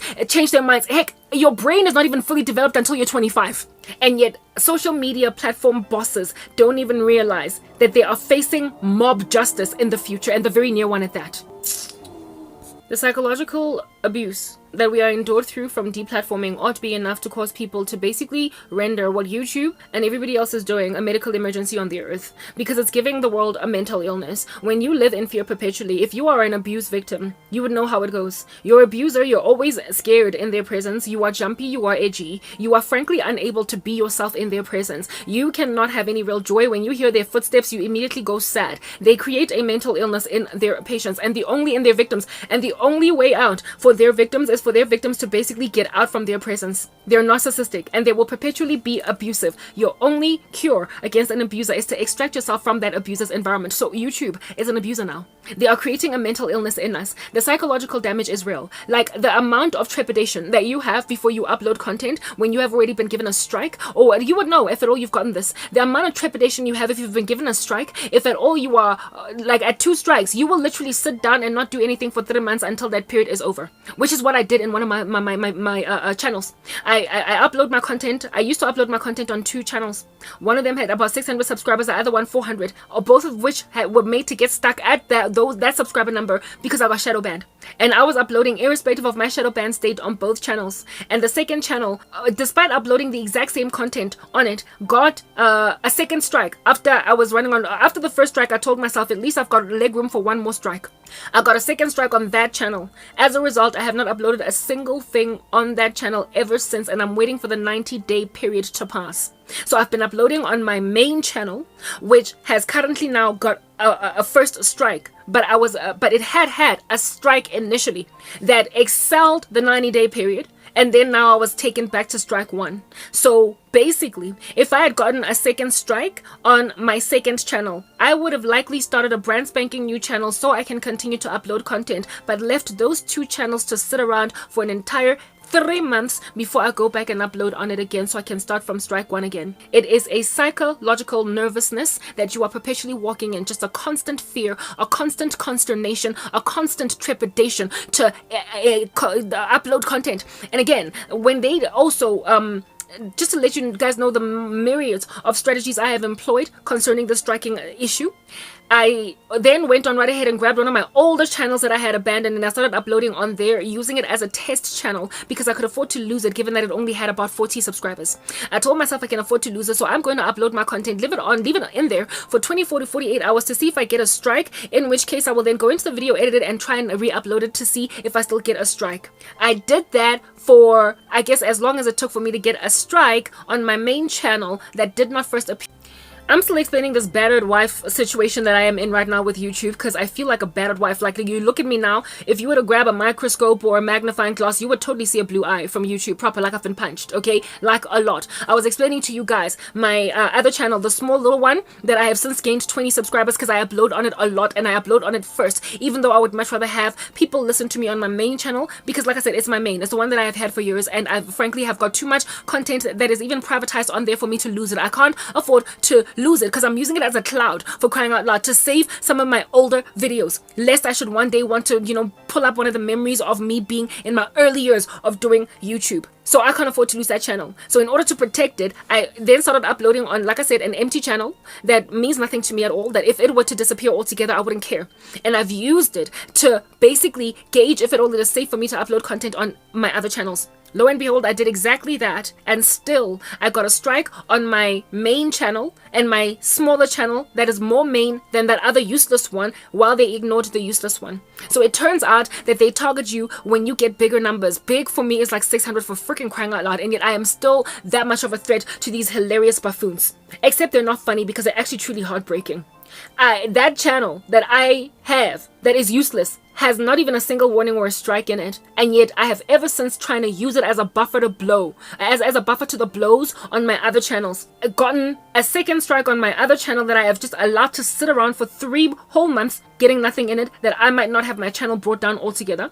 And I have also ever since then gotten yet another first strike on my main channel whose content I can't afford to lose, despite them never ever striking that other channel. So I realized it doesn't even make sense if you have a contingency plan. It does nothing. They just target you for no reason at all, and once they have put their little stamp on your forehead, understand that they're gonna find any reason at all to finally deplatform you. So you just like walk around with this target on your back. It is no wonder that people end up speaking in freaking code talk when they are supposed to use the full grammar that they were taught by their English teachers in school, for crying out loud. Stop with all of this like weird little texting language perpetually. Some of us actually like proper English. That's what's going on. That is what under heaven is going on. That is the psychological condition of a person that's constantly being given strikes. And I have not only noticed it in myself, how it is that I now have got all this trepidation every time I upload content. I realize that they don't even care to be impartial. They just they just willy-nilly dump their stools on whichever channel they feel today has deserved the target on their back. And there is nothing you can do to protect yourself. Sometimes they but they bring down indeed unto the end of deplatforming you ultimately. Sometimes they even bring down a video that you forgot about it. You basically use it as a pillow at night to sleep on, the way that it's just there to rest in your channel. And then they will bring that video down based on a future change of community guidelines. And when they bring it down, they don't even give you the amnesty or the grace, since you at the time were adhering to their rules as at the time of upload. They won't even give you the grace of at least just bringing it down, letting you know, but without giving you a strike. They will bring it down and give you a strike. Literally, they will go and grab an old video and they will strike you based on it. That's what in the world of heaven is going on here. So, I mean, can you really continue to deal with Ike Turner for YouTube? Can you? Such men must be left, Mus. Such irresponsible husbands just need to be walked out on. Proper filed divorce papers is that basic. You gotta leave. Like, people, you have to boycott these social media platforms, because this the psychological damage that is done to a person that keeps on getting targeted for no reason at all is real, and it is alive. I have seen it with a brother of mine on Good Treasure Christ, the one who got demonetized after they first started him out with age restriction. He first rocked up and was like, oh, what's YouTube doing? Then went on right ahead to start asking money from people, when before that never used to be a thing. I complained about that earlier. And then, despite the demonetization, he started to fear that he might just lose his channel altogether, so he started a new channel just like me. You know, when he walked in these steps, I was like, oh my goodness, dear brother, you have no idea what's coming. Because even that channel, that second one, they are going to target it, because now they've got a target on your back. The moment they recognize your voice, the moment they see your face, they're going to say it's that guy. He not only started a new channel, or rather started to upload on an old channel that he had abandoned, but he also, over and above it, made it clear that he's going to upload some of his longer form content there, and only upload shorter form content on his new channel, because he wants to basically appeal demonetization. And so therefore put his longer form content. I imagine that this is what he's trying to do. I read into what he said, even though he didn't say it in so many words. He wants to bring back monetization by doing nothing but shorts or short form content that's kind of lighthearted on the main channel with many subscribers, while doing some of his meatier content on the new channel, so that when that one gets demonetized, it's not going to be such a big fat financial pinch on him. That's what they're doing to Christians. I told you that the Lord gave me a dream of Christians being like participants in the Squid Game. They are trying to impoverish us so that they can make us play some evil game. It's not going to happen. It's just not going to happen. Because people are so spoiled by comfort from other human beings, they stick around in a channel that needs to be walked away from, or in a platform that needs to be walked away from. YouTube has got gazillions of people coming in and out of there every single day. They are your best shot at getting seen at all if you want to be seen. But my oh my, how having that status has made them an abusive husband. It's not worth it. It's not worth the psychological damage. It is not worth the emotional abuse. It is not worth the verbal abuse. It is not worth the accusations, the tarnishing of your character, the reviling. It is not worth the defamation of character. It is absolutely not worth it for you to fear the loss of your house because your channel that has got 500,000 subscribers is sitting on a second strike and potentially even demonetization. It is not worth it for you to have to bring your plans to a blistering halt because YouTube became abusive overnight. Sometimes you gotta learn to walk away and acquaint yourself with a humble life in the run up to building a prosperous one that is free of affliction. YouTube must just be walked away from. There must be a mass exodus. Other places that do not smother people like this need to be given a chance, that they might grow so big that they no longer have to throttle internet speeds or upload speeds the way that Rumble currently throttles upload speeds. People need to move over to, like I said, these other platforms that they know that they can build into their softwares the ability to upload multiple videos at one time. When you move over, you finance another organization to do a big thing. You enable it to grow. YouTube must be like a balloon, like an investment balloon. At some point it gotta burst, because it is literally investing in all the wrong things. It has turned its face away from its main customer base, and if we don't leave it, literally intentionally making a decision to never watch videos on YouTube, rather opt to watch videos that keep on buffering because they are struggling to cater to the increase in demand. But the fact that there is even increase in demand is a good thing. Rumble to keep you watching your video without it buffering. But the day's gonna arrive, if you keep on supporting them, that they won't buffer anymore because they will improve their systems. It's that basic. We have to mass migrate. We have to leave. Otherwise they will not stop abusing us. And it would be really great if power would be taken away from the United States of America at this point. Because it turns out that the moment power gets concentrated in one place, it absolutely corrupts. We cannot, as a global citizenship, have all of our platforms of communication go through one country. It was inevitable that the US would be targeted by the global elites for discombobulation, frankly. Because they are our mouthpiece. And they are thwarting voices even in other nations. In Africa, for instance, Africans, I don't know why you insist on giving all of your juice, your might, your power, and your bang to the West. I don't get it. So many people are fascinated by Africans, to a point where we are running up like tabs into the millions on social media by just simply showing our African tradition and heritage. And yet here it is that YouTube is silencing the living daylights out of us. We also remain the one continent that has literally resisted and rejected, like it's just bad breath in the morning coming from somebody, the woke agenda. There is no single, I almost said, yeah, it is continent. It is a continent. There is no one continent on the earth more resistant of the West ideology unto wokeness than Africa. And yet we are giving all of our voices to them, and they are therefore silencing us for merely speaking our minds about how we feel about how crazy immoral they have all become. So why under heaven, when you have got all the infrastructure you need and all the money you need in order to build your own social media, literally for Africa, you can call it Africa Tube, for crying out loud, why in the world do you not trust that the world will come to see what you're doing, since they are flooding to you on TikTok, they are flooding to you on YouTube, they are flooding to you on Facebook? What then when you get a non-censored African platform where if you're in Europe you can come and watch, but you don't get to come and tell us your woke ideology? We don't care. If you're in America, come and watch. If anything, you can even start your own channel in Africa Tube.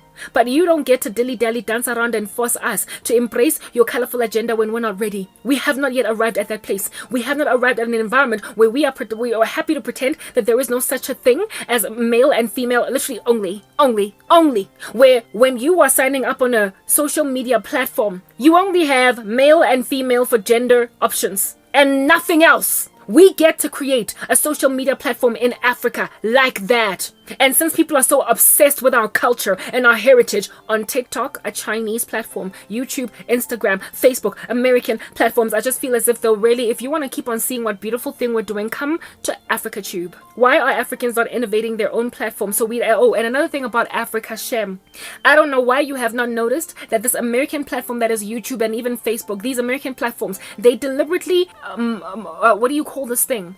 They deliberately traffic global eyes. They funnel them, almost like money laundering, to American platforms more than any other nation's content. For good reason, they're being patriotic. I get it.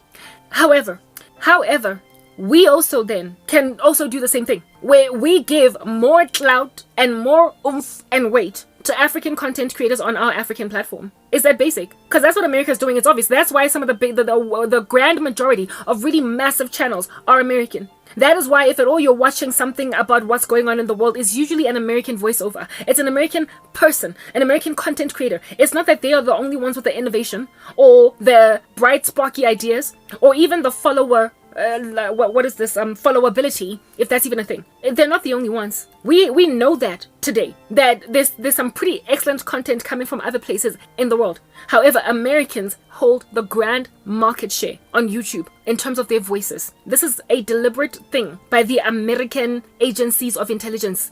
They want to keep their country strong. They get to do that. It's their platform. Proper. They don't have to be fair. They frankly get to be all American about it with their American dream. But given that they have got that bias against everybody else, and we cannot become as big as we want to get on social media because we are from Africa or from wherever else, we should then create our own continental tube, should we not? Where we are pushing African voices more than any other voice. And since, like I said, we are so influential, why not trust that people will migrate over? I frankly have been trying to reach Africans for Christ because the issue with witchcraft is most prolific here in Africa, where your next door neighbor is your worst enemy because their nightmarish existence has infiltrated your house, Gadikar. Yet Africa is rarely hearing me. The cry for Africa against witchcraft is rarely being heard because YouTube refuses to let Nigerians listen to me, the Congolese, the Cameroonians, Angolans, Egyptians. YouTube refuses to let South Africans, Botswanas, Lesothos. They refuse to allow the Swazis and the Zimbabweans to flood to my channel because they are not proliferating me. Instead, they are sending Zimbabweans and the Congolese, they are sending South Africans to American content. There's nothing wrong with American content. I don't have issues with Americans. But frankly, I would much rather hear the hard cry of Africans because I'm an African. Yet I am struggling to find African content creators that are Christian online, as if though we don't have enough Christians to run with on our own. We do. But I'm struggling to find them because the algorithms are just not pushing them. So we might as well create our own tube. Might as well. You will get a really excellent Christian content creator in Africa, in South Africa. Just scraping 80,000 subscribers after being online for 5 years. What kind of rubbish is that? We need to create something else. There needs to be an international boycott of social media. And American content creators, while your YouTube might benefit you more than everybody else in the world, bottom line is they're also coming up against you if they don't like what you have to say. So whether or not I'm all upset because Africa is not being properly represented is also irrelevant. Bottom line is your American platform, that is YouTube, that is being used by the whole planet, is trying to condition us to change our personalities as a global citizenship to suit a narrative that is frankly destructive for the human race, period. A narrative that disregards the genders, that indoctrinates our children into a violent moral turpitude, that is shoving down our throats medical interventions that we did not sign up for, that is trying to tell us what to eat, what to put on our plates, and what to extract from our houses, that is trying to basically rob us of resources that they got us used to, and then tell us, what are you willing to do in order to get them back? They act as if they were not innovative and intelligent enough to basically, innovate our way out of need for them. If they feel as if though they've gotten too big to be mowed over, they just need to go and read the Bible in the book of Genesis and find out what happened with the Tower of Babel. The Lord confounded their speech. So how about we confound the speech of Instagram, the speech of YouTube, the speech of Facebook, the speech of any other American social media platform that thinks it's got veto power over the world's voice? This is something that Americans also need to stand with me on, because in and of themselves they're facing loss of homes because YouTube decided over something they can't even understand to deplatform them. People are being given mental illness because of money that they get used to earning, and then all of a sudden it being taken away from you, like getting fired from your job without even a 30 days notice. Usually in corporate, in South Africa in particular, when you get fired you get a severance package. YouTube does not even have the decency to give you a severance package. They might even give you understanding in advance if they're going to retrench you, that in 6 weeks you're not going to have a job, so you might want to start looking for a new job. No, YouTube severance of people is sudden. It's overnight. Next month there is no check coming in. Who in the world sits around in a company like that? It's untrustworthy. There is no freaking job security. You just can't stay there. We have to leave. They keep on patronizing us, trying to make us feel like we're dumb, we're stupid, like we're not worthy of being heard by shadow banning the living daylights out of us. They're causing suicides across the world. They're causing fathers to be unable to take care of their families. They gotta be left. They're acting like a corporate that does not need clients. What kind of a company is that? They have to be left. Boycotting is the only way, guys. Don't you see? Don't you see? Anyway, whatever. I have spoken my mind. I'm done now. This is my final little part. When I started speaking here, I spoke about how it is that, you know, what YouTube is like eye circles under your eyes. Eye bags. Bags and circles. All that is needed is an intervention of vitamin C, a little bit of retinol, maybe some turmeric mask. And within 2 weeks, you're going to find that your dark circles are going to fade. They think they are an irreversible condition, when rather they're just a stupid little disease. YouTube is like appendicitis, guys. It's like appendicitis. Like, the appendix is this organ in the human body that, frankly, is functionless. It just literally, nobody knows what in the world it does. And when a person doesn't have it, frankly, they're cool. However, when you've got appendicitis, it is so painful. It can cause so many complications in your body, even though it's essentially a non-essential. It's just like an ornamental in the body. YouTube are like the appendix. They think that they cannot be survived without, yet they are not that essential. We can just innovate our way out of need for them. Not just YouTube. I'm speaking here about all social media platforms. They just need to be walked away from. The mainstream ones, they need to be walked away from. An appendix, if you take it out, literally, you won't even feel that there was something missing in your body other than the scar that was there because of the surgery that you had to have.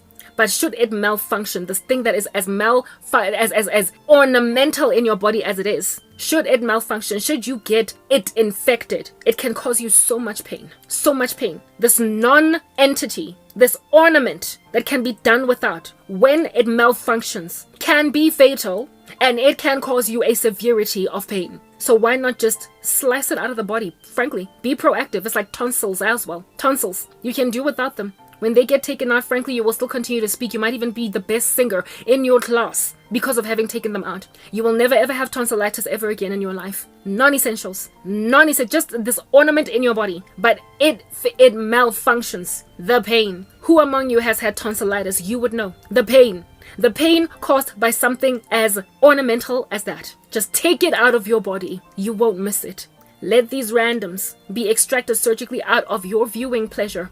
Entirely, like taking out tonsils out of your throat and your appendix from out of your belly. Just surgically remove them and watch yourself have a much better life with little threat to your financial security. Anyway, that's all I can say at this point. I'm fed up. Ek is gatvol hoor my. Mara, unless people actually heed me, there's nothing at all that is ever going to be cured. We are all just going to keep getting sick from an abusive husband that once upon a time used to dote over us. I'm out.